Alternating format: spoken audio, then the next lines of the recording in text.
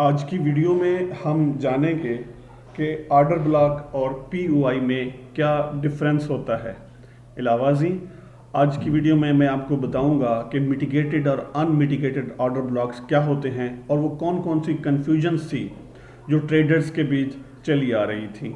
तो आइए शुरू करते हैं आज की ज़बरदस्त इंफॉर्मेटिव वीडियो। आप देख रहे हैं अंदर इनसाइट्स और मैं हूं मोहम्मद असद। दोस्तों, सबसे पहले इस चीज़ का डिफरेंस देखते हैं कि पीओआई और ओबी क्या चीज़ होती है। देखें, अक्सर यूट्यूबर्स हजरात जो है वो मिसगाइड कर रहे होते हैं इस हवाले से कि पीओआई या ओबी एक ही चीज़ होती है। देखें, पीओआई जो है वो एक मोस्ट प्रोमिनेंट एरिया होता है ट्रेडिंग का, चार्ट का, जहाँ पे हम एक्सपेक्ट कर सकते हैं कि मार्केट के रिवर्सल के चांसेस बहुत ज़्यादा होते हैं।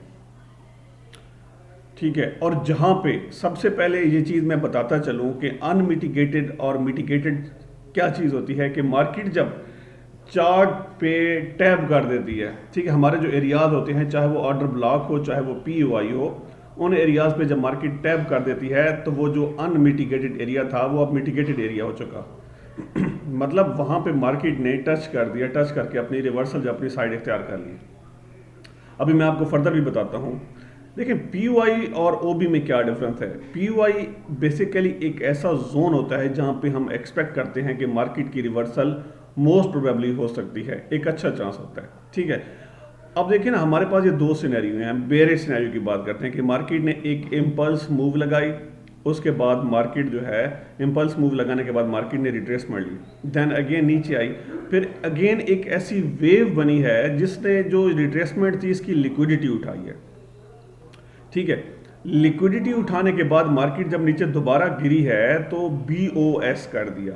ठीक है, अब ये जिस वेव ने बीओएस किया है ना, ठीक है, इस वेव के अवाइल में शुरू में हम अपना पीओआई ढूंढेंगे।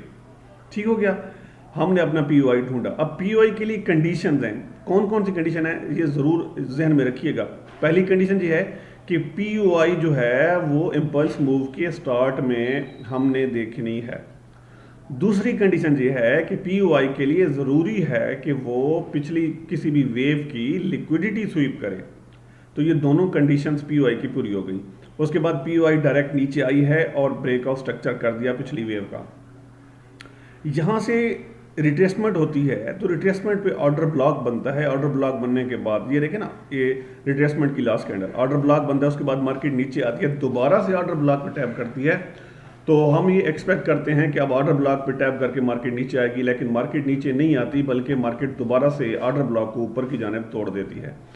और किस एरिया को रिस्पेक्ट देती है, ये जो पीओआई पड़ा हुआ है ऊपर, इस पीओआई के एरिया को ऊपर रेस्पेक्ट देकर मार्केट अगेन नीचे गिरती है। ठीक है, अब चाहे मार्केट ने इस ऑर्डर ब्लॉक को रिस्पेक्ट दी तो ये जो अनमिटिगेटेड था पहले, अब वो मिटिगेटेड हो चुका। अब अगर जो पीओआई जो पहले अनमिटिगेटेड था, मतलब टच नहीं किया था किसी भी वेव ने, किसी भी कैंडल ने, तो जब टच किया तो ये अनमिटिगेटेड की बजाय ये इसकी मिटिगेशन हो गई, ये मिटिगेटेड एरिया हो गया। ठीक है, तो हम देखेंगे कि ऑर्डर ब्लॉक को रिजेक्ट करके मार्केट पीओआई के एरिया में आ गई है। ठीक है, तो ये चीज़ आपने ज़रूर जहन में रखनी है कि मोस्ट ऑफ द टाइम हम अक्सर देख रहे होते हैं कि हमारा ऑर्डर ब्लॉक क्यों फेल हो जाता है। ऑर्डर ब्लॉक के फेल होने की वजह यही है कि भाई ऊपर पीओआई पड़ा है, ऑर्डर ब्लॉक पीओआई के अंदर ही होता है। ठीक है, पीओआई के बारे में मैं बताता चलूँ कि पॉइंट ऑफ इंटरेस्ट का ये एब्रीविएशन है। ठीक है, इसको एओआई भी बोलते हैं, एरिया ऑफ इंटरेस्ट भी बोलते हैं। जैसा कि मैं पहले बता चुका हूँ कि ये एक इम्पॉर्टेंट एरिया होता है जहाँ पे मोस्ट प्रोबेबली मार्केट की रिवर्सल के चांसेस बहुत ज़्यादा होते हैं, इवन के ऑर्डर ब्लॉक से भी ज़्यादा। अब बुलिश सिनेरियो में देखिए, यहाँ से मार्केट ने एक इम्पल्स मूव लगाया, अगेन रिट्रेसमेंट लगाई, रिट्रेसमेंट लगाकर मार्केट ऊपर गई, तो इस जो रिट्रेसमेंट थी इसकी लिक्विडिटी स्वीप की। ठीक है, लिक्विडिटी स्वीप की, ये हमारा जो है ये अब मतलब हायर हाई हमारा कंफर्म हुआ। ठीक है, उसके बाद मार्केट ऊपर गई और एक अदद बीओएस कर दिया। जो ही मार्केट ने बीओएस किया तो हमारे पास एक अदद इम्पल्स मूव आ गई। ठीक है, इम्पल्स मूव में ये जो हमारी, जो मैंने बताया कि इम्पल्स मूव के शुरू की जो कैंडल्स होती हैं वहाँ पे हमने अपना पीओआई ढूंढना होता है। तो ये कैंडल है शुरू की, यहाँ पे हमने पीओआई देखा और इसको मार्क कर दिया। ठीक है, उसके बाद मार्केट ऊपर गई, BOS किया, देन मार्केट आई नीचे। नीचे जाने के बाद एक अदद OB बना, मैंने बताया हुआ है OB के बारे में, ऑलरेडी हमने स्ट्रक्चर में बड़ी डिटेल से पढ़ी है। ठीक है, OB जो रिट्रेसमेंट की लास्ट कैंडल होती है उसको हमने मार्क किया, मार्केट ऊपर गई, देन अगेन मार्केट ने OB को टैप किया, हम खुश हो गए, हमने यहाँ से बाय किया, ये हमारा SL था, थोड़ा सा हमने प्रॉफिट देखा, then again market drop down, OB को तोड़कर निचली जाने मार्केट ने POI को टैब किया, POI को मिटिगेट कर दिया। उससे पहले POI अनमिटिगेटेड था, अब इसकी मिटिगेशन हो गई, यहाँ से मार्केट उठी और ये हमारा जो इम्पल्स वेव का जो ये सिरा था ये हमारा TP हुआ।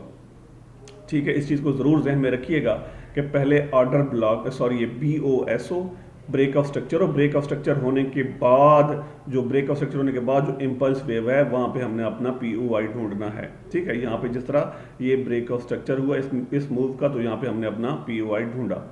अब इसको लाइव देखें, चार्ट पे चलते हैं, ये मैंने आपके लिए एक मार्क किया हुआ है, यहाँ से देखें एक अदद ब्रेक ऑफ स्ट्रक्चर हुआ, ब्रेक ऑफ स्ट्रक्चर होने के बाद ये जो इम्पल्स मूव है इसकी पहली कैंडल मेरा POI ठहरा। ठीक है, देखें ये इम्पल्स मूव मैंने लगा दिया, तो उस वक्त जहाँ पे ये वाला सीन नहीं था, तो उसके बाद क्या हुआ, मार्केट नीचे आई, नीचे आने के बाद ये एक अदद ऑर्डर ब्लॉक था, मार्केट ने इस ऑर्डर ब्लॉक को यहाँ पे आके टैप किया, थोड़ी सी नीचे आई, अगेन ऊपर चले गए, इस ऑर्डर ब्लॉक को तोड़ दिया, उसके बाद अगेन दोबारा नीचे आई, यहाँ से दोबारा ऊपर गई, और ये जो एट लास्ट हमारा POI था, इस POI को टैप करके मार्केट जो है वो नीचे आई, तो यहाँ तक 1:1.5 बन रहा है, 1:1 बन रहा है, वो आपका TP हो सकता है। ठीक है, तो ये हमारा बेरिश सेटअप है। अगर बुलिश सेटअप के हिसाब से देखा जाए तो ये बुलिश सेटअप है, बहुत ज़बरदस्त, बहुत अच्छा काम किया। ये ब्रेक ऑफ स्ट्रक्चर हुआ, ठीक है, ये देखें, ये इस मूव ने ब्रेक ऑफ स्ट्रक्चर किया, तो यहाँ से लेकर यहाँ तक मैंने सबसे पहले POI को मार्क कर दिया। ठीक है, उसके बाद ब्रेक ऑफ स्ट्रक्चर ये देखें, यहाँ पे ये मैंने एक अदर फेल जो है वो हमारा OB हो गया। ठीक है, क्योंकि यहाँ से मार्केट नीचे आई थी ना, नीचे आने के बाद ये रिट्रेसमेंट थी, आखिरी कैंडल थी। ठीक है, ये मैंने OB मार्क कर दिया। उसके बाद मार्केट देखें, इसको तो बिल्कुल ही खातिर में नहीं लाई। ठीक है, OB को फेल किया और यहाँ से दोबारा मार्केट POI के अंदर टकरा के, ठीक है, जो ही इसके अंदर टकराई है, तो हमने कैंडल की कंफर्मेशन भी देखनी है कि ये एक अदद बुलिश एंगल्फिंग, अगर आप बुलिश एंगल्फिंग का नहीं पता तो मैं प्राइस एक्शन का जो कंप्लीट कोर्स दिया उसमें एक एक चीज़ को बड़े वाज़ेह तौर पर बयान किया था कि बुलिश एंगल्फिंग क्या होती है। यहाँ से मार्केट ने ज़बरदस्त आपको टारगेट दिया।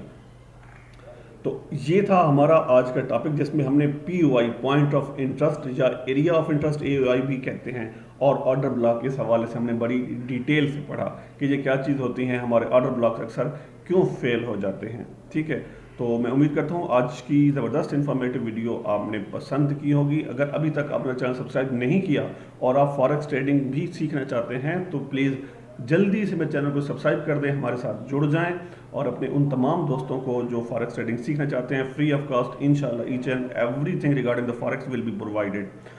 तब तक के लिए अल्लाह हाफिज़।